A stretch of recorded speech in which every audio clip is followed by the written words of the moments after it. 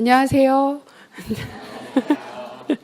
네, 오늘 드디어 2020 학년도 대비 교육학 논술 강의 시작하는 날입니다. 그래서 1, 2월 강의 시작하는 개강일이기 때문에 쌤들도 기대도 많으실 거고 걱정도 되실 거고 그래서 재미있게 시작해 보겠습니다. 자, 오늘 강의는 크게 먼저 초반부에는 강의 전반적인 구조나 진행 방향에 대해서 설명을 할 거예요. 강의 안내를 할 거고요.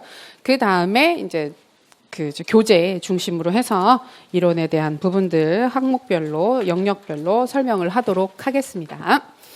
자, 일단 오늘 필요하신 자료는 프린트아웃으로 받으셨던 자료들이 있을 거예요. 그래서 연간 계획서 있는 자료 하나와 그 다음에 표가 있는 자료 하나 받으셨을 거고요. 그리고 뭔가 빈칸이 있고 무엇인가를 쓰라고 할 것 같은 자료를 하나 받으셨을 거예요. 그렇게 세 종류 받으셨으면 잘 받으신 거고, 먼저 연간 계획서가 있는 부분을 같이 보면서 우리 수업, 저 1, 2월 강의의 전반적인 구조, 그다음에 전체 강의 구조에 대해서 먼저 좀 설명을 드리겠습니다. 이제 초반부 강의야 뭐 강의 안 내고 강의가 어떻게 진행되는 건지 이런 부분들을 확인하는 거니까 사실 크게 어려울 게 없는데 의외로 제 얘기를 들어보면 쌤들 뭐 쭉 상담도 해보고 하면 많이 나오는 얘기가 첫째 주 수업이 제일 힘들다고. 1주차 수업이 제일 힘들고 뭘 했는지 모르겠는데 집에 가면 몸살을 한다. 그래서 월요일날 수업 끝나고 나서 집에 가서 들어놔서 알았다. 막 계속 알았다. 그렇게 첫 주차는 그렇게 말씀하시는 분들이 되게 많아요. 그러니까 생각보다 별건 아닌데 사실 생각하면 별건 아닌데 뒤에 가면 뭐 6월, 7월, 9월 달 되면 뭐 1, 2월 달 생각하면 코웃음을 치면서 그때 난 왜 그랬지 이러면서 뭐 그러시긴 할 텐데 생각보다 초반에 시작할 때 되게 힘들어요. 힘든 게 다른 것보다 한 시간당, 한 단위당 나가는 그 양이 좀 많아요. 양이 많기 때문에 집중도 좀 많이 하셔야 되고, 그다음에 복습하실 때도 조금 신경 쓰이시는 부분들이 있어서 이제 그런 첫 주차가 가장 힘든 주이기도 하고, 전체 강의에서 실제로는 1, 2월 강의가 가장 빡빡한 강의. 복습하시고 공부하실 때도 가장 빡빡한 강의는 맞다. 그런 부분들을 약간 염두에 주시고, 마음을 꽉 잡으시고, 시작하시면 좋겠어요. 1, 2월 강의가 제일 쉬운 강의는 맞는데 할 게 제일 많은 강의도 맞아요. 자, 그래서 저희 연간 계획서 부분 보시면 1월부터 11월까지 진행되는 강의 구조가 나오고 있습니다. 저희가 1, 2월 강의랑 3, 4월 강의의 차이가 무엇인지에 대해서 많이들 궁금해 하시는데 늘 궁금해 하시는 부분이죠. 1, 2월 강의, 3, 4월 강의는 동일하게 둘 다 이론 강의예요. 둘 다 이론 강의인데 1, 2월 같은 경우에는 기본 이론이기 때문에 전체 이론 영역을 어떻게든 한 번은 가볍게라도 다 보겠다라는 걸 목표로 하고 있고, 두 번째는 각 영역의 기본적이고 핵심적인 사항을 반드시 구조화를 하겠다. 그래서 1, 2월은 선생님들 공부하실 때도 두 가지가 목표예요. 하나는 교육학과 관련된 이론들, 이야기를 듣거나 보셨을 때 나 저거 본 적 있어. 대충은 뭔지 알아가 되면 돼요. 세부적인 사항까지 완전하게 인출이 되지 않아도 완전한 인출이 되려면 1년 내내 외워도 완전한 인출은 힘들거든요. 그러니까 그걸 너무 크게 목표를 잡으시기보다는 나 저거 알아. 무슨 말인지 알겠어. 저거 전에 본 적 있어. 그거 어느 영역에 있어. 어느 영역에 있고 비슷한 것들로는 이런저런 것들이 있어. 세부적인 사항까지 기억이 안 나도 괜찮으니까. 그게 가장 큰 목표가 되고, 두 번째가 전체의 영역, 교육의 이해면 교육의 이해, 교육 심리면 심리, 각각의 영역들을 간단하게 구조화해서 그림으로 그리실 수 있는 게 두 번째 목표입니다. 요 두 가지가 되면 1, 2월 달에 충분한 공부를 하셨다. 정말 성실하게 공부하셨다.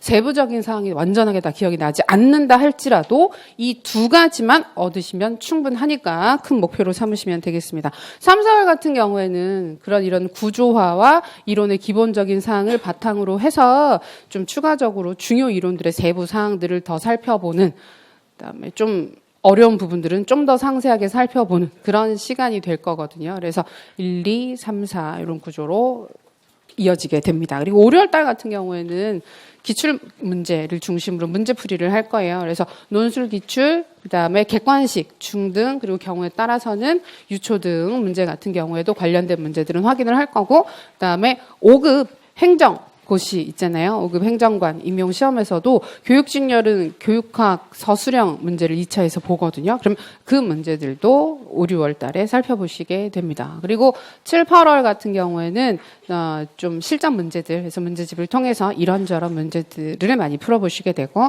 9월부터는 모의고사를 매일 매주 열심히 푸시게 되는 시점입니다. 1, 2월 달에도 모의고사가 예정되어 있습니다. 그래서 2번 볼 거예요. 1, 2월 달에는 모의고사. 그쵸? 그러니까 이전에 수업 들으셨던 쌤들은 뭐 그렇겠지. 늘상 그랬듯이. 그리고 언제 모의고사를 보는지도 알고 계실 거예요. 내일 봅니다. 첫 번째 모의고사가 내일. 그래서 교수님 표정이 이래도 되나, 이럴 수 있나 생각하실 수 있는데 당장 내일 볼 거고요. 그다음에 두 번째 모의고사는 조금 시간이 지나고 볼 거예요. 선생님들 지금 집중도가 완전 달라졌어요. 지금 분위기가. 그래서 지금 모의고사 얘기를 하기 전까지만 그런가 보죠. 계셨는데 내일 본다. 다들 갑자기 저를 보시는데요. 그래서 내일 보게 되는 모의고사 같은 경우에는 오늘 진도 나가는 거 안에서 문제가 나오겠죠. 당연히 오늘 했던 거 안에서 낼 거고 내일 모의고사는 기본적인 형식, 그 다음에 가장 기본적인 형식에 맞춰서 글을 쓸 수 있는가를 확인하는 모의고사이기 때문에 약식으로 봐요. 약식으로 봐서 실제 우리가 시험 문제에서는 서론 결론 써야 되고 본론에서 4가지의 주제를 각각 큰 주제를 중심으로 논의를 해야 되는데 내일 보게 되는 모의고사는 서론 결론 당연히 쓰셔야 되고 중요한 거니까 쓰셔야 되는데 본문이 2개예요. 주제 영역을 좀 줄여서 오늘 했던 거 안에서 충분히 소화하실 수 있는 영역을 출제를 할 겁니다. 그럼에도 불구하고 불안하잖아요. 그렇죠. 그럼에도 불구하고 그렇죠. 그러니까 분명히 오늘 했던 거에서 나오는데 오늘 진도 나가보면 아실 거예요. 너무 많지 않나? 오늘 했던 거에서 나오겠지 그래. 나오는 건 알겠는데 너무 많지 않나? 라는 생각을 많이 하실 거기 때문에 되게 불안하신 쌤들은 저한테 문자를 주시면 됩니다. 어차피 많이들 알고 계시는 전화번호예요. 자, 여기 전화번호고요. 나중에 저희 상담할 때도 제가 문자 드리기 때문에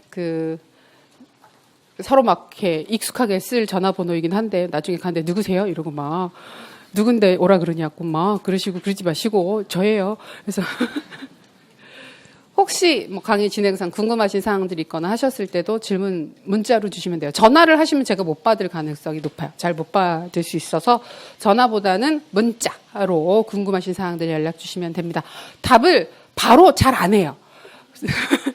바로 다 드리지는 못하더라도 언젠가는 해결을 해드리기 때문에 그래서 문자로 연락을 주시면 되고 대신에 이제 모의고사가 있잖아요. 내일처럼 모의고사가 있는 날 같은 경우에는 다음번 모의고사도 마찬가지인데 마음이 너무 불안하다. 나 지금 아무것도 못 쓸 것 같은 불안한 마음 때문에 그래서 모의고사 본 날 막 안 오시고 그러신 분들이 있거든요. 그래서 가서 못 쓸 것 같으니까 남들은 다 쓸 것 같으니까 난 안 가야지. 그러신 분들이 있는데 그러지 마시고 미리 물어보세요.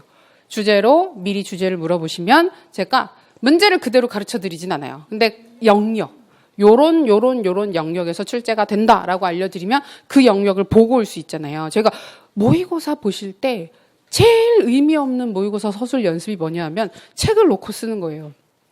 책에 있는 내용을 보면서 참고해서 글 쓰시는 거 있잖아요. 그거는 정말 글 쓰는 연습밖에 안 돼요. 글 쓰는 연습밖에 안 되고 그렇게 썼던 글은 다음번에 안 보고 쓰라 그러면 잘 안 써져요. 대신에 미리 공부를 해와가지고 그걸 떠올리면서 인출해서 답을 쓰시면 걔는 다음번에 쓸 수 있어요. 그 내용 자체는 기억을 할 수가 있어요. 그래서 저희가 하고 있는 게 되게 마음이 불안하면 왜 못 쓸 것 같으면 미리 차라리 물어보시고 공부를 해서 안 보고 쓰시는 게 다음번에 그 주제를 기억해서 실제로 쓰실 수 있는 연습이 되기 때문에 여기로 문자 주시면 오늘 같은 경우 오후에 문자 주시면 제가 알려드릴 거예요. 주제 영역들 알려드릴 거예요. 근데 오늘 어차피 진도 나갔던 거 안에서 나오니까 첫 번째 모의고사니까 첫 번째 모의고사는 채점은 안 하거든요. 첨삭은 해드리는데 첨삭은 하는데 점수를 드리진 않아요. 그렇기 때문에 조금 부담이 적지 않을까. 그냥 한번 보시는 것도 괜찮지 않을까 하는 생각을 합니다. 그래서 모의고사 얘기로 샜는데 그래서 내일 모의고사가 있을 거고 그다음에 한 달 반 정도 있다가 또 두 번째 모의고사가 있을 거예요. 그래서 그런 식으로 이론 강의 때는 모의고사를 총 2번 봅니다. 각각. 그래서 1월 달에 한 번, 2월 달에 한 번, 3월 달에 한 번, 4월 달에 한 번 이런 식으로 보게 되고 5월 문제풀이 강의부터는 2주에 한 번씩 봅니다. 2주에 한 번씩 모의고사를 보고 그 모의고사 보면 다 개별 첨삭해서 드려요. 그리고 다음번 모의고사부터는 점수도 드려요. 20점 만점의 점수 드리기 때문에 대략적인 지금 진행 상황에 대해서 파악을 하시는데 도움이 되리라 생각합니다. 9월 달부터 이렇게 모의고사 본다 그랬잖아요. 그 모의고사 반이라 그랬잖아요. 그래서 9월 같은 경우에는 보통 주당 3개씩 써요. 그래서 보통 월요일 날은 2개, 화요일 날은 1개. 요런 페이스로 쭉 진행이 되게 됩니다. 재밌겠죠? 자, 재밌겠다. 즐겁겠다. 라고 자꾸만 생각을 하면서, 그러니까 대부분 다 그래요. 지금 그 임용 준비하시는 공부하시는 선생님들은 전공은 다 재밌다고 생각하세요. 왜냐하면 전공 내가 좋아서 공부했던 것들이니까 관심이 있으니까. 전공 너무 싫은데 선택하신 경우 잘 없지 않아요? 막 수학 너무 싫은데 나 수학교사 할 거야. 이런 경우는 없잖아요. 대부분 다 좋아서 해당 교과를 선택하셨기 때문에 전공은 재미있어 하세요. 특히 1, 2월 달에.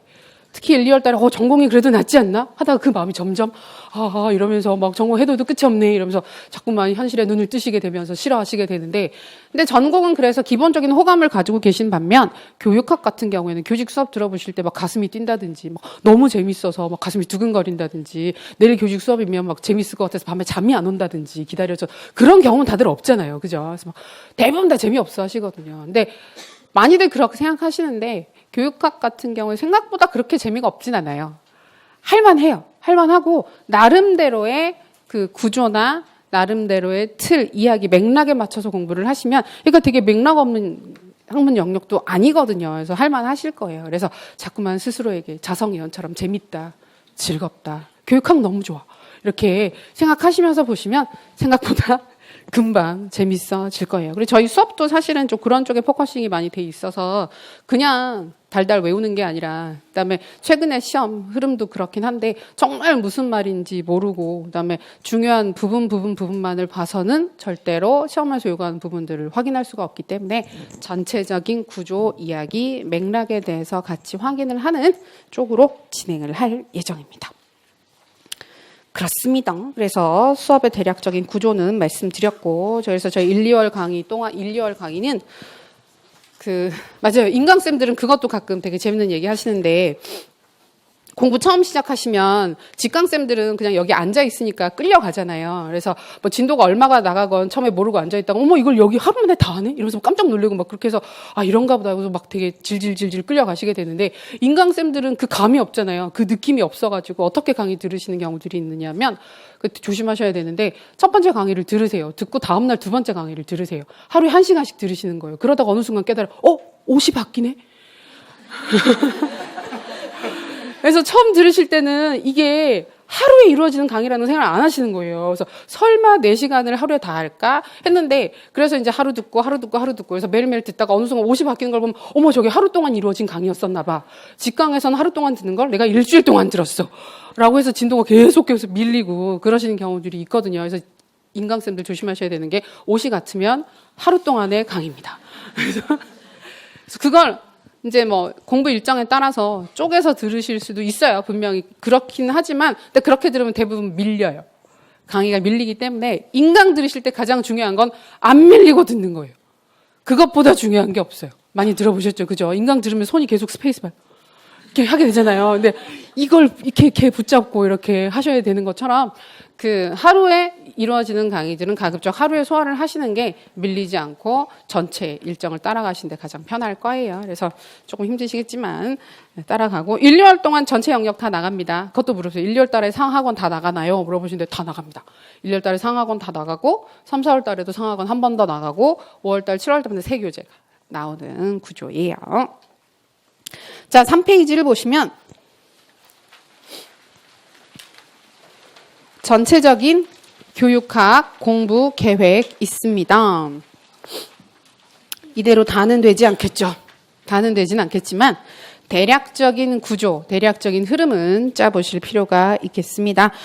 보통은 강의가 2달 단위로 구성돼요. 교육학은. 전공은 조금씩 다르지만 2달 단위로 구성돼서 쌤들도 한 번씩 돌리는 사이클을 2달을 기준으로 해서 잡으시는 게 제일 편해요.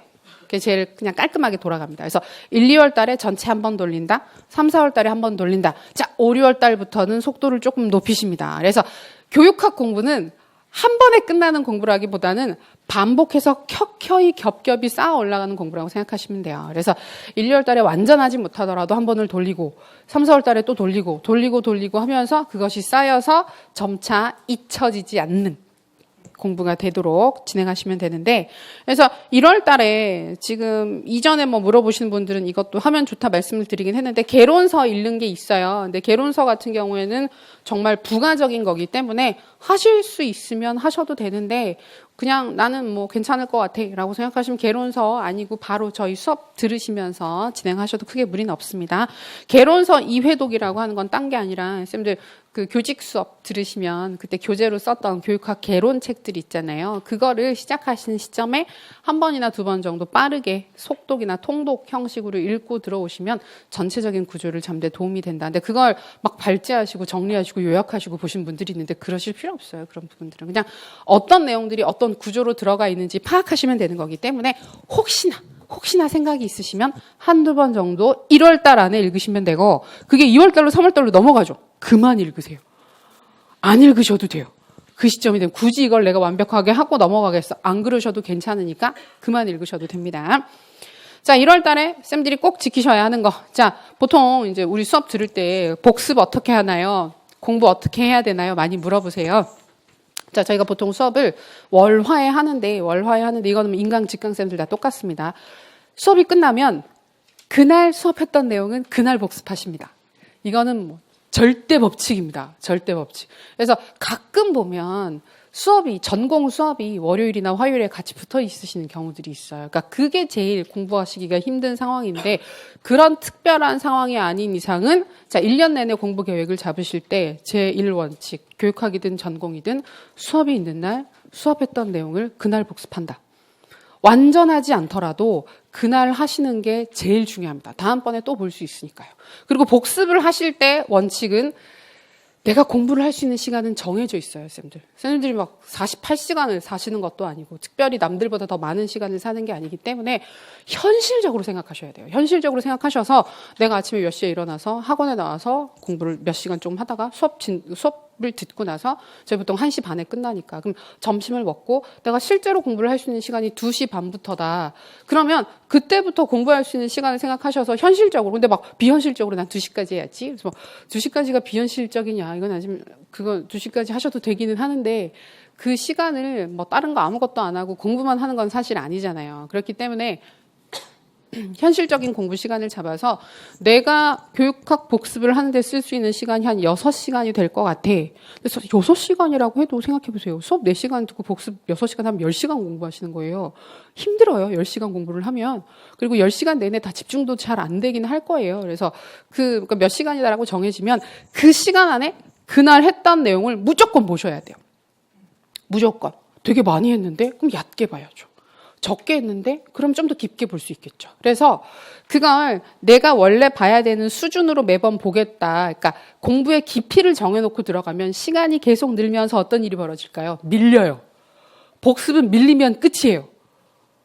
그러니까 근데 피치 못할 사정이 있어서 밀릴 수가 있어요. 밀리시면 밀린 부분을 제끼고 그 다음부터 보셔야 돼요. 그렇게 안 하면 끝이 안 나요. 한 번도 못 돌리는 상태에서 어정쩡하게 부분적으로 안 본 부분은 계속 쌓여 있는 상태에서 뭔가를 계속 돌리는 되게 찝찝한 공부를 하시게 돼요. 그래서 제일 중요한 건 그날 진도를 그날 복습을 하고, 밀렸으면 오늘 걸 먼저 하세요. 근데 시간이 남으면 밀린 걸 보세요. 그게 제일 원칙이에요.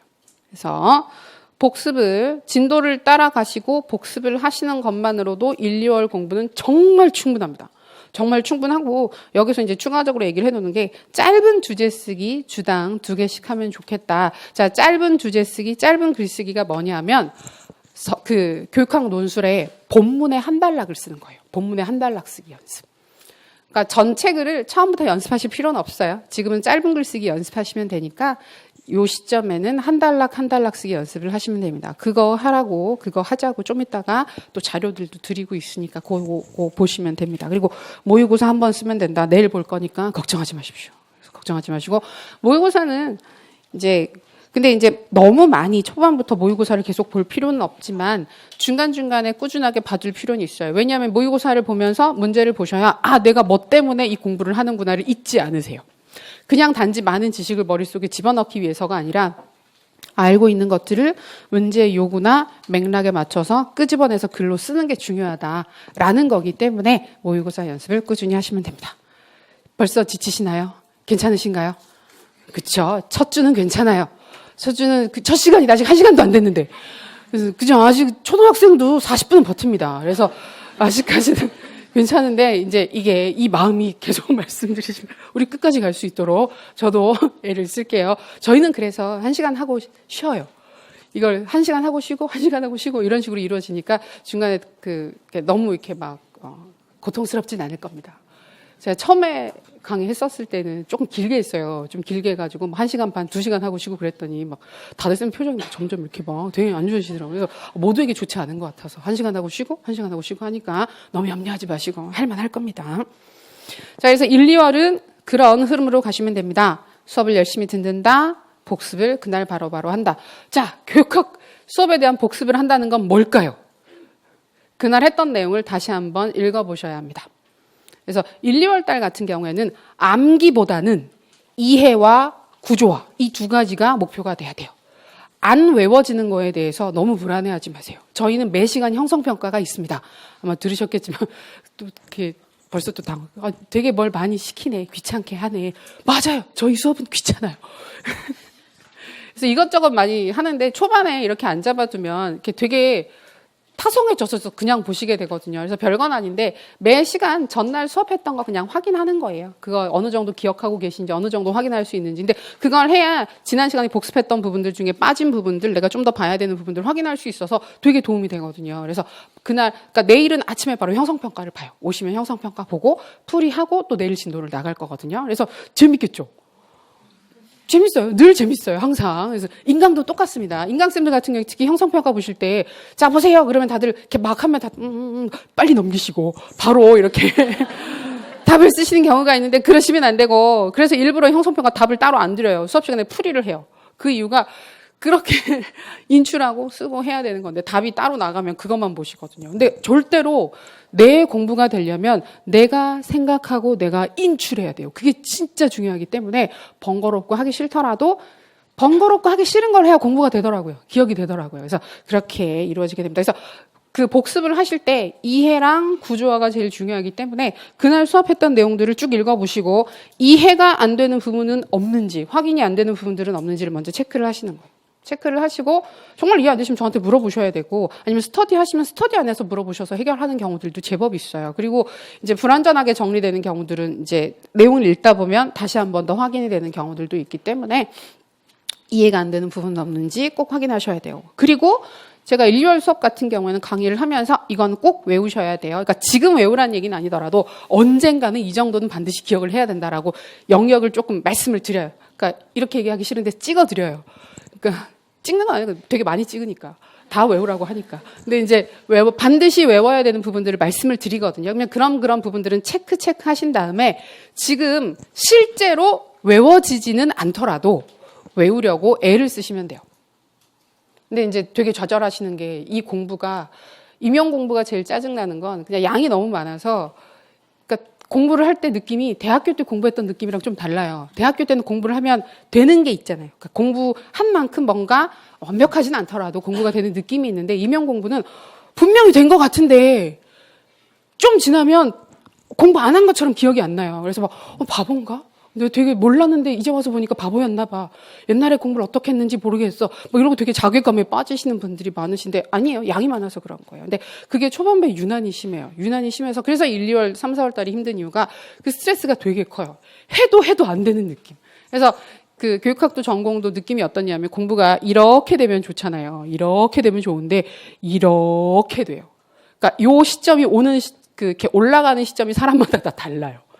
빨리 오시는 분들은 5, 6월 달에 오시는 분들도 있는데 아닌 분들은 7, 8월 달에 아닌 분들은 9, 10월 달에 시험 전에만 오면 돼요. 시험 전에만 오면 되는데 다 다른 시점에 오거든요. 근데 요 시기를 되게 견디기가 힘든 거예요. 그렇잖아요. 우리가 다이어트 할 때도 이게 막 쭉쭉 티가 나면 버티겠는데 한다고 하는데 티가 계속 안 나고 비슷하면 그런가? 이러면서 다시 이렇게 돌아가잖아요. 근데 공부도 똑같아서 이게 티 진짜 초반에 안 나요. 안 나지만 그때 꾸준히 쌓아두면 반드시 팡 하고 올라가는 시점이 오기 때문에 초반에 그걸 잘 견디고 참으셔야 됩니다. 그게 그거예요. 외우려고 애를 쓴다는 표현이에요.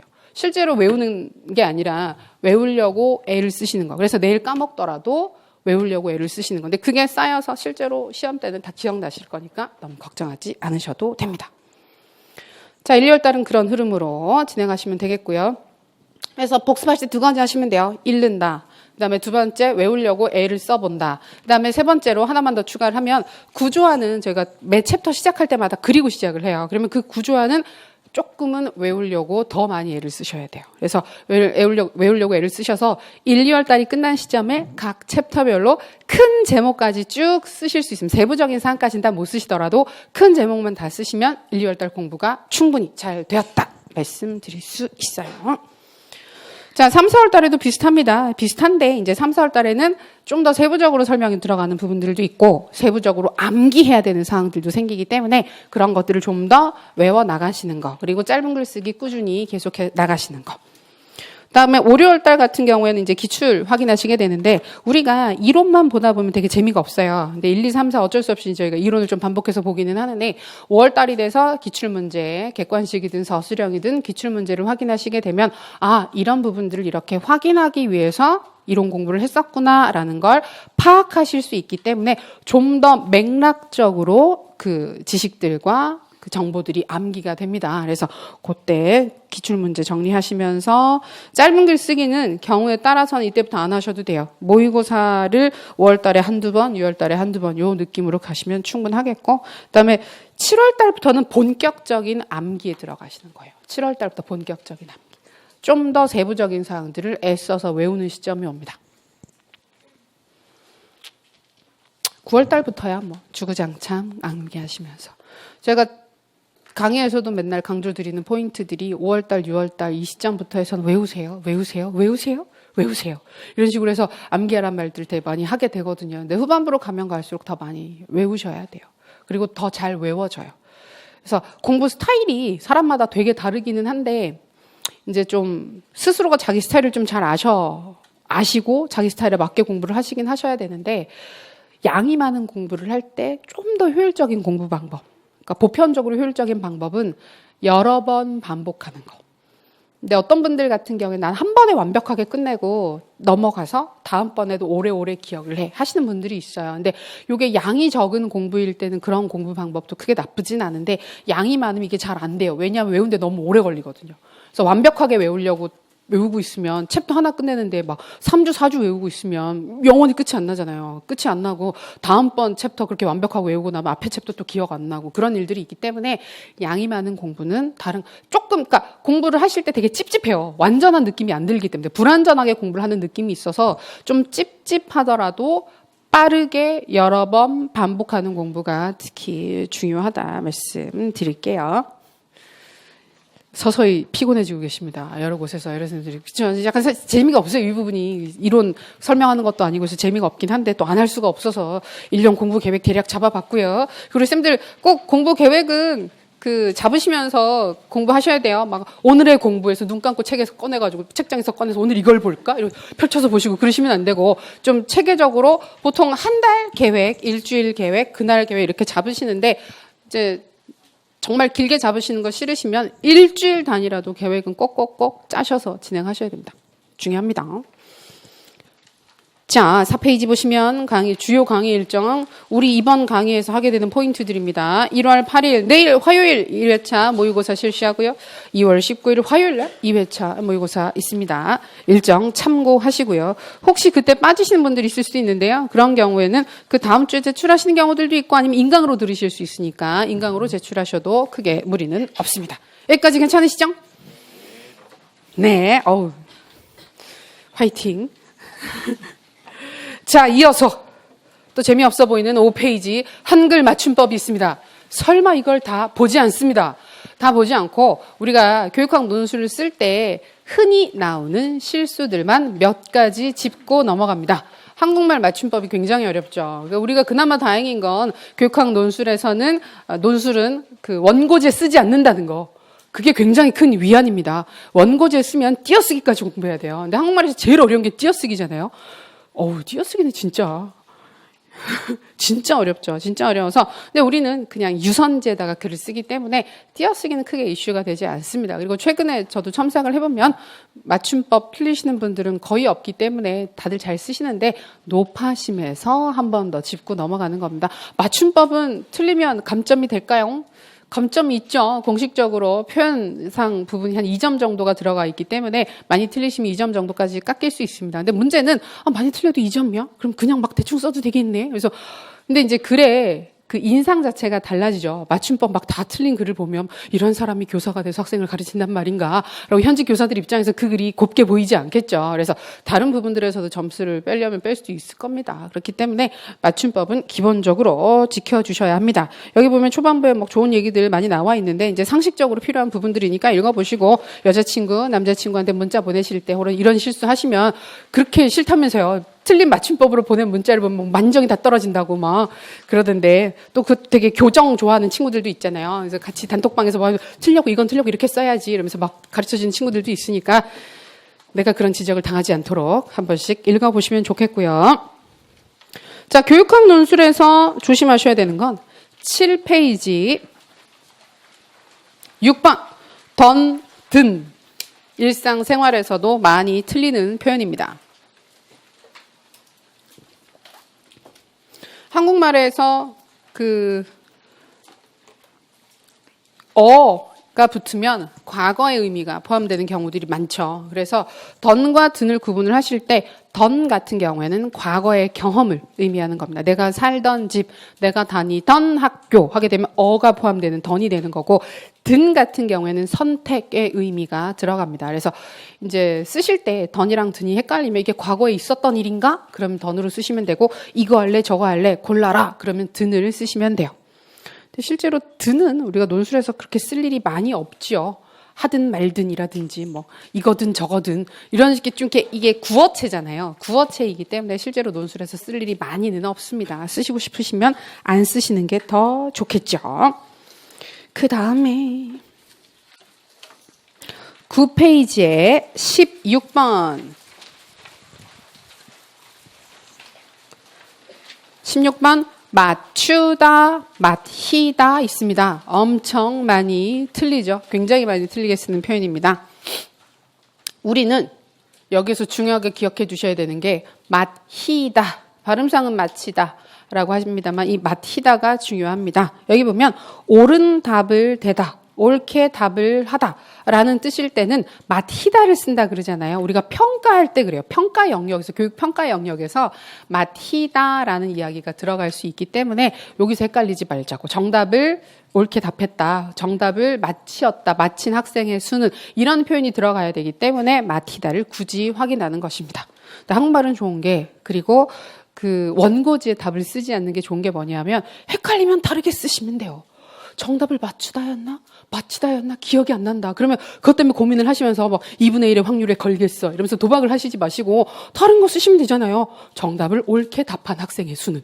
이렇게 하라고 얘기를 하시면 되잖아요. 그래서 맞춤법은 헷갈리는 게 있으면 헷갈리는 걸 안 쓰시는 게 더 타당해요. 더 안전해요. 근데 이제 이런 부분들이 틀릴 수 있는 표현이라는 걸 먼저 말씀드리는 거니까 실수하지 마시고 확인하시면 되겠고요. 그 다음에 50페이지 가장 문제가 되는 바로 그 표현 로서와 로서가 나옵니다. 28번, 27번인데요. 28번을 먼저 볼게요. 28번 보시면 로서와 로서 나와 있잖아요. 이거 엄청 많이 틀리죠. 엄청 많이 틀리는데 재밌는 게 그 학술 서적들 있잖아요. 학술 서적들 봐도 엄청 틀려요. 실제로 제일 많이 틀린 표현 중에 하나가 로서, 로서인데 특히 추상적인 이론적인 내용들을 서술을 하는 과정을 보게 되면 굉장히 실제로 애매해요. 이게 로서인지 로서인지 이게 들어가도 되는지 아닌지 둘 다 될 것 같은데 의미상으로도 좀 헷갈리는 부분들이 있어가지고 조심해서 쓰셔야 합니다. 먼저 로서 같은 경우 로서는 자격입니다. 자격. 그래서 보통 우리가 로서 앞에는 사람이나 직업이 온다 이렇게 얘기를 하잖아요. 그게 특정한 자격을 가지고 무엇인가를 할 때 로서가 들어가는 거예요. 그래서 교육자로서 발음상은 로서지만 교육자로서 일생을 보내다, 교사로서 훌륭한 일을 하다 뭐 이런 얘기를 할 때 특히 자격을 얘기를 할 때는 로서를 쓰게 됩니다. 부모로서 할 일, 교사로서 그런 말을 하다니 무슨 말을 했을까요? 그렇죠. 그다음에 로서 같은 경우에 로서는 수단이나 도구를 의미합니다. 도구. 그래서 도끼로써 나무를 찍다. 칼로써 과일을 깎다. 수단이나 도구죠. 무엇을 가지고라는 말로 의미가 풀어질 수가 있겠죠. 도끼를 가지고 나무를 찍다. 칼을 가지고 과일을 깎다. 이런 식으로 의미가 풀이가 되죠. 그래서 헷갈리면 이렇게 쓰시라고요. 이게 로서인지 로서인지가 헷갈리면 그 도끼를 가지고 도끼를 활용하여 나무를 찍었다. 이렇게 쓰시면 되잖아요. 로서가 헷갈리시면. 그래서 이런 부분들 조심하시면 됩니다. 근데 로서 같은 경우 여기 지금 썰을 지어놓은 것처럼 썰을 빼도 말이 돼요. 도끼로서 나무를 찍다, 도끼로 나무를 찍다라고 해도 말이 되잖아요. 그래서 우리 보통 쓸 때 뒤에 선지 썬지 헷갈리는데 빼보고 말이 되면 빼고 쓰시는 거. 그냥 빼버리고 쓰셔서 말이 되면 서나 썰을 쓰지 말고 쓰세요. 근데 이제 앞에 서는 로서 할 때 서는 빼면 말이 안 되거든요. 교사로서 그런 말을 하다니, 교사로 그런 말을 하다니 말이 안 되잖아요. 그러니까 뺐을 때 말이 안 되면 서를 쓰시면 되는 거고 뺐을 때 말이 되면 그냥 빼세요. 썰을 굳이 쓰지 마시고. 그게 가장 안전한 접근이기도 하죠. 근데 저는 로서로서는 진짜 잘 안 썼으면 좋겠어요. 왜냐하면 쓰는 나도 헷갈리는데 채점하는 사람도 헷갈릴 거예요. 그래서 알고도 채점을 하겠지만 순간 헷갈리면 그런 부분들에서 이렇게 점수를 뺄 수도 있으니까 안전하게 가는 경우에는 안 써도 되지 않겠나 생각을 합니다. 그 다음에 27번이 거기서 파생되는 건데 우리가 함으로와 함으로 어떤 분들은 둘 중에 하나가 틀렸다라고 생각하시는 경우들이 있는데 그냥 뜻이 달라요. 둘 다. 용법이 다르고 뜻이 달라서 함으로 같은 경우에는 함으로써에서 써가 빠진 겁니다. 그러니까 뭐겠어요? 수단이나 도구를 의미하는 거겠죠. 그래서 무엇을 하는 것을 통해서, 무엇을 하는 것을 활용해서 라는 의미를 가지게 되겠죠. 그는 열심히 공부함으로써 부모님의 은혜에 보답하고자 한다. 이런 경우에는 받침을 그대로 살려서 써야 된다는 거예요. 공부를 하는 것을 통해서 라는 의미일 때는 살려서 그대로 쓰시는 거고 아래에 보시면 함으로 같은 경우에는 그는 부지런함으로 잘 산다. 이거는 때문에죠. 때문에. 부지런하기 때문에 잘 산다. 그러니까 그렇게 쓰세요. 부지런하기 때문에 잘 산다라고 쓰세요. 부지런함으로 잘 산다라고 쓰고 찝찝해서 밤에 잠이 안 오고 막 그게 막 맞았나 틀렸나 고민하지 마시고 부지런하기 때문에 잘 산다라고 쓰시면 되잖아요. 그러니까 이런 용법들 실수하지 마시고 서술하시면 좋겠습니다. 예, 그 정도고 13페이지 넘어가면 이거는 요새는 많이 안 틀리죠. 45번 바램 원하는 건 바람이라고 쓰지요. 근데 우리 요새 많이 쓰고 있는 그 바라요라는 건 맞춤법상으로도 되게 어색한 용법이기 때문에 잘 쓰지 않는 걸로 여기도 나와 있죠. 우리 경제가 빨리 회복되길 바라요. 근데 요새 이렇게 쓰긴 하는데 되게 자연스러운 표현은 아니라고 합니다. 근데 우리는 이렇게 쓸 필요는 없고 그냥 바램 같은 경우에 봐야 되는 이유가 이론 중에 바람이 들어가는 게 있어요. WDP 절차 중에 하나 보면 처음에 시작하는 게 바람으로 시작하거든요. 거기서 틀리면 안 되니까 한 번 더 확인하는 겁니다. 그 정도. 다르다, 틀리다는 이제 틀리게 쓰지 않으시죠? 입으로 말할 때는 그렇게 틀리는 경우들이 있지만 손으로 쓰실 때는 그러니까 다르다, 틀리다 이거 틀리시면 진짜 조금 좋아 보이진 않죠. 자, 그렇게 해서 맞춤법은 그 정도입니다. 더 뒤에도 있는데 이건 그냥 상식적인 수준에서 심심하실 때 읽어보시면 됩니다. 자, 그러면 21페이지로 넘어갔습니다. 금방 넘어갔죠. 자, 이게 논술 짧은 글 쓰기 연습 과제입니다. 어떻게 하면 되느냐?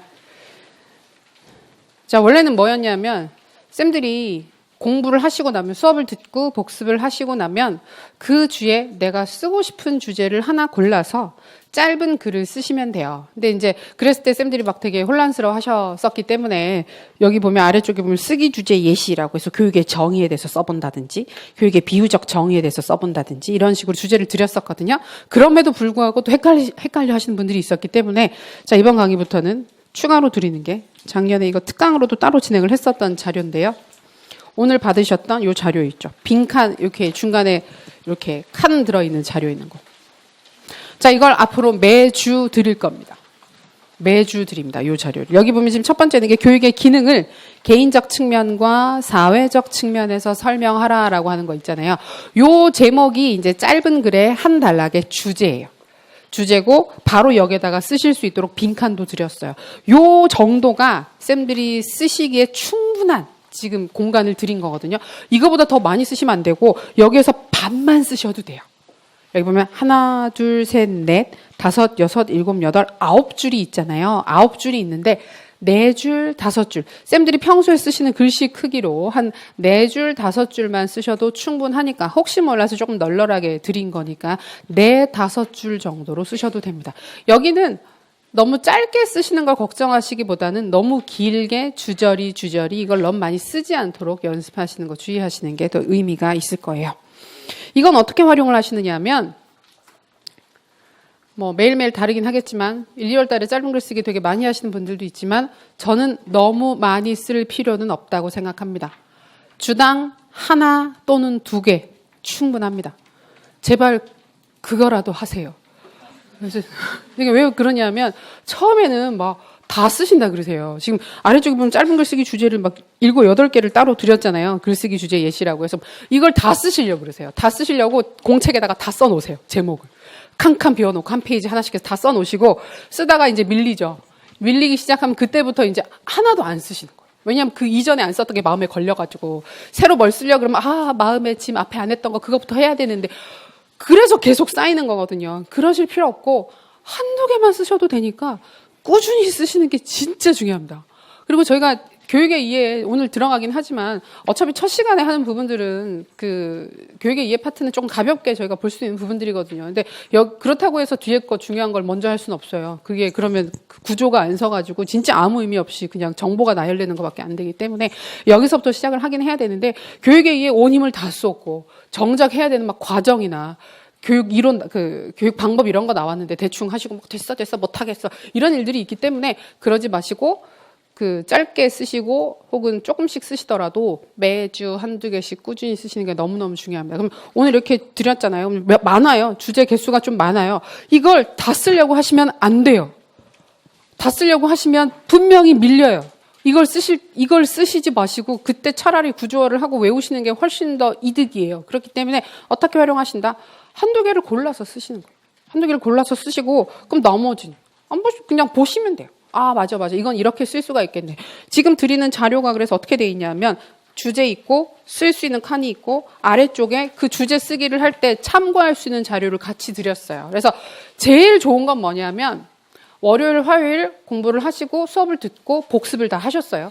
복습을 다 하신 상태에서 책을 보지 말고 주제만 보시고 쓰시는 게 제일 좋아요. 근데 이제 그렇게 쓰려고 했더니 도저히 안 써진다. 한 문장도 안 써진다. 난 바본가 봐. 라는 생각이 드시면 아래 걸 참고를 하세요. 아래에 있는 참고 자료를 참고를 하셔서 맞아 이런 내용들이 있었지 하고 보고 옮기시는 게 아니라 이걸 보고 참고를 하신 다음에 덮으세요. 덮고 그냥 한번 써보세요. 그러고 나서 이제 아래쪽에 있는 내용을 보면서 어디가 빠졌는지 어떤 부분들은 추가할 수 있는지 이런 걸 스스로가 이렇게 체크를 해서 확인을 해주시면 좋아요. 그리고 그 다음을 보시면 참고하라고 줄글로 짧은 글을 써놨어요. 그러니까 요거는 요 주제 같은 경우에는 이렇게 짧은 글 쓰기를 할 수 있겠구나를 참고하라고 드리는 자료지 난 이렇게 안 썼는데 내용이 조금 다른데 상관없어요. 괜찮아요. 이건 예시예요.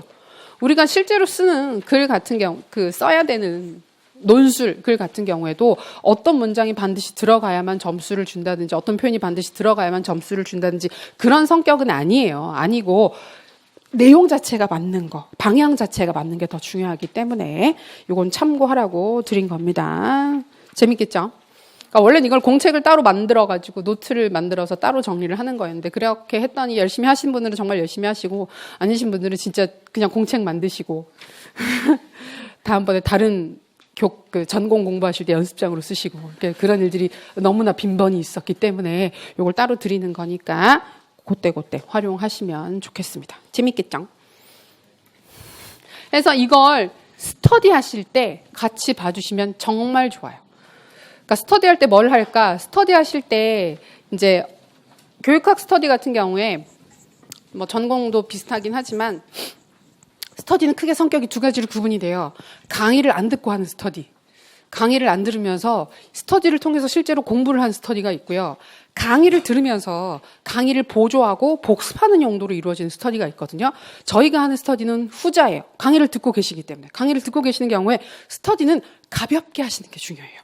가볍게 하시고 스터디를 하는 가장 큰 목표를 뭐로 잡느냐 하면 복습을 하게 만드는 스터디예요. 그러니까 스터디에서 막 큰 공부를 한다, 새 공부를 한다가 아니라 복습을 하시다 보면 처음에는 열심히 해요. 열심히 하는데 분명히 어느 순간부터는 느슨해지게 돼 있어요. 그랬을 때 누군가 내가 저 사람 때문에 스터디에 나가서 할 말이 없으면 안 되니까, 내가 뭘 안 해가면 저 사람한테 피해가 되니까 어쩔 수 없이 이거라도 봐야 되겠다. 이런 식으로 나를 그 사회적 책무성, 책임감을 줘가지고 공부를 하게 만드는 성격이 강한 그런 스터디를 하시는 게 중요해요. 그래서 스터디 같은 경우에도 많이 물어보시는데 스터디 꼭 해야 되느냐. 왜냐하면 합격하신 분들 얘기 들어보면 스터디 꼭 했다 그러고, 그다음에 또 하나 나오는 게 꼭 단거나 했다 그러고, 그다음에 다 꼭 요약 노트 자기가 만들었다 그러고, 이런 얘기들이 있으니까 그렇게 안 하면 안 될 것 같아서 되게 많이 물어보시거든요. 근데 그때 우리 설명회 할 때도 말씀드렸지만 자기 스타일에 따라 다를 수 있어요. 스터디를 해서 얻는 게 있는데 해서 잃는 것도 있어요. 분명히 있어요. 근데 얻는 게 크면 하는 거고 잃는 게 크면 안 하는 거예요. 근데 얻고 잃는 거는 사람마다 달라요. 다른 사람들이랑 같이 모여서 이야기하고 그런 사회적 활동을 하는 걸 되게 좋아하시는 분들은 스터디가 굉장히 잘 맞아요. 잘 맞는 거고, 누가 옆에서 이렇게 소위 좀 그렇긴 한데 쪼지 않으면 누가 옆에서 푸시를 해주지 않으면 공부 안 하는 스타일이 있죠. 스터디 해야 돼요. 그런 스타일은. 내버려두면 계속 이러고 있다. 그래서 그냥 흐르는 대로 사시는 분들 있잖아요. 여러분, 엄마가 너 공부 안 해? 숙제 안 해? 그럼 안 하는 분들 어렸을 때 생각해보세요. 초등학교, 중학교 때 해야 돼요, 스터디를. 근데 그게 아니라 누가 시키는 것보다 자기 주도적으로, 자기 주도적인 사람이 어디 있어요, 그죠? 근데 자기 주도적으로 알아서 공부를 하는 게 좋으신 분들은 굳이 스터디를 안 하셔도 사실은 크게 상관이 없어요. 그리고 그 있잖아요. 사회적인 활동에서 에너지가 소모되시는 분들이 있어요. 그러니까 사회적인 활동을 했을 때 에너지를 얻는 분이 있고, 사회적인 활동을 했을 때 되게 막 내가 진이 빠지고 스터디 했으니까 오늘의 공부는 끝이야. 너 좀 쉬어야 돼. 이렇게 해서 쉬시는 분들이 있어요. 잘 안 맞는 분들이에요. 그랬을 때 이걸 통해서 얻는 거랑 잃는 거를 비교를 해서 되게 신경 많이 쓰시는 분들은 막 스터디하고 나서 내가 그때 그 말을 안 하는 게 낫지 않았나? 내가 이 얘기를 해서 그 사람이 날 되게 이상하게 생각하지 않았을까? 그래서 밤에 계속 이러고 생각하시는 분들이 있거든요. 안 하시는 게 맞아요. 그래서 내가 쏘는 에너지나 이런 부분들을 고려했을 때 잘 맞으시는 분들은 스터디를 하시는 거고, 아니면 안 하셔도 상관이 없거든요. 근데 스터디를 하신다 그러면 복습 위주로 돌아가는 스터디를 하시게 되시면 딴 거보다 해야 되는 게 첫 번째로 복습을 같이 하면 안 돼요. 같이 모여서 자 우리 한번 복습해볼까요? 이런 식으로 해가지고 하시는 분들은 제일 나쁜 게 시간을 너무 많이 소비해요. 수업을 저희가 4시간 듣는데 스터디를 6시간, 7시간 하신 분들이 있어요. 내 공부는 언제 해요? 같이 모여가지고 얘기하고 그냥 가는 거예요. 그러면 안 돼. 공부는 내가 해야 돼요. 공부는 집에서 막 해서 맞아 이런 거 있었지 외워야지 해서 외워오고, 만나서 하는 거는 확인하는 거. 확인을 하려면 뭘 해야 될까요? 문제를 만들어 와야 돼요. 문제를 만들어 와서 내일 형성평가 문제 보시면 아시겠지만 그런 형식으로, 실제로 저희가 연습하는 형성평가 형식으로 해서 정답이 분명한 문제를 서로 만들어 와서 같이 돌려서 푸는 게 굉장히 좋아요. 그걸 입으로 물어보고 입으로 대답을 할 수도 있는데, 근데 초반에는 그게 잘 안 돼요. 왜냐하면 우리가 가진 게 없기 때문에. 입으로 물어보면 그래서 다 얼굴 쳐다보고 했던 것 같은데 좀 더 생각해 보시겠어요? 그러니까 매몰차게 얘기를 못하니까 여기서 같이 가만히 쳐다보면서 이렇게 해가지고 막 몇 분씩 시간이 지나요. 너무너무 아깝잖아요. 그러니까 그걸 말로 물어보고 말로 대답하면 시간이 너무 많이 걸리기 때문에 후반에는 됩니다. 후반에는 9월달 이렇게 넘어가면 말로 물어보고 말로 대답해도 바로바로 대답이 나오거나 틀렸어요. 공부해오세요. 이렇게 얘기를 할 수가 있는데 지금은 서로 피차 서로 다 아는 상황이고 다들 모르기 때문에 그게 힘들거든요. 그래서 문제를 써오는 게 좋아요. 그러니까 타이핑을 하든 손으로 쓰든지 간에, 대신에 정답이 애매하면 안 되고 교재에서 정답을 찾을 수 있는 문제, 명확하게 어디에 있다라는 걸 찾을 수 있는 문제를 만들어 와서 5문제든지 10문제든지 만들어 와서, 조가 4명이면 4명이 10문제씩 만들어 오면 40문제잖아요. 40문제인데 이 40문제가 많이 겹칠 거예요. 근데 겹쳐도 돼요. 왜냐하면 겹쳤다는 얘기는 전부 다 중요하다고 생각했던 주제니까. 나 말고 남들도 최소한 이거는 외우고 오겠네? 라는 문제이기 때문에 겹쳐도 괜찮아요. 그래서 그런 식으로 문제를 만들어 와서 돌려서 풀고 바로바로 체크를 하는 거. 그게 되게 효과적인 공부 방법이고, 두 번째가 이제 모르는 거 있으면 서로 물어보는 거. 나 어제 다시 복습을 해봤더니 이 내용이 이해가 안 되더라. 그럼 누군가는 그 중에서 알고 있을 거고, 모두가 똑같이 나도 몰랐는데 그러면 저한테 물어보시면 돼요. 그 다음에 이제 하실 수 있는 게 아까 얘기했던 거, 짧은 글쓰기를 하잖아요. 짧은 글쓰기를 하고 나도 체크를 하지만 또 남이 봐줄 수 있는 부분들은 다르거든요. 내가 쓴 글은 읽혀요. 그런데 이제 남이 쓴 글 같은 경우에는 좀 다르게 읽힐 수가 있고, 그다음에 우리가 그 글을 쓰게 되면 채점하시는 분들이 내용 전문가가 아니기 때문에, 해당 영역의 내용 전문가가 아닐 가능성이 높기 때문에 이상하게 쓰면 이상하게 읽어요. 근데 내가 이상하게 쓴 건 나는 잘 몰라요. 근데 이제 그래서 요 짧은 글쓰기 해서 서로 읽어주고 여기 이제 표현이 좀 이상하다든지 중요한 사항이 빠진 것 같다든지 그런 부분들을 체크해 주시면 좋습니다. 그리고 누가 근데 처음에는 막 지적할 때 되게 떨려요. 막 내가 뭐라고 막 여기에 지적하면 저 사람이 기분 나빠하지 않을까. 근데 그러지 마시고 이상하게 읽히거나 애매한 부분들이 있으면 정말 누군가, 그러니까 보통 우리가 채점을 3명 정도가 보통 실제로 하게 되는데 그 중에 하나는 이상하게 읽을 거예요. 이제 그런 부분들을 방지하기 위해서 그러니까 내가 이상하게 읽은 게 아니라 이상하게 쓴 거예요. 이상하게 썼기 때문에 이상하게 읽은 거기 때문에 겁내지 마시고 체크해 주시고 그다음에 체크 받은 쌤 같은 경우에도 되게 기분 나빠하지 마시고 제가 이렇게 썼던 이유는요. 이렇게 설명하실 필요도 없는 게 왜냐하면 우리 답은 설명을 못 해요. 최점자를 찾아가서 제가 이때 왜 이렇게 썼느냐 하면요. 얘기를 못 하기 때문에 이상하게 읽히는 글은 이상하게 읽히게 돼 있고 그건 내가 잘못 쓴 내 탓이에요. 그래서 내가 그렇게 읽히지 않도록 고치는 게 더 중요하니까 서로 그렇게 진행하시면 되겠습니다. 괜찮으시죠? 고생하셨습니다. 그거예요. 그렇게 해서 수업의 도입 끝났고요. 그래서 오늘 받으셨던 요 지금 그 글쓰기 자료 같은 경우에는 오늘, 내일 수업 다 들으시고 아니면 오늘 주제 제가 사실 진도가 빨리 끝나면 오늘 다 끝나거든요. 다 끝나면 요거는 오늘이나 이번 주 안에 한두 개 정도 골라서 해결을 하시면 됩니다. 많이 쓰시면 주당 2개. 짧은 글쓰기는 주당 2개 하시면 되고 작게 쓰시면 주당 1개. 근데 자 이거는 1, 2월 달에는 무슨 일이 있어도 지켜주셔야 하는 중요 사항입니다. 자, 그 정도 확인하고 여기까지 하시고 잠깐 쉬셨다가 10분 쉬셨다가 두 번째 확인하겠습니다.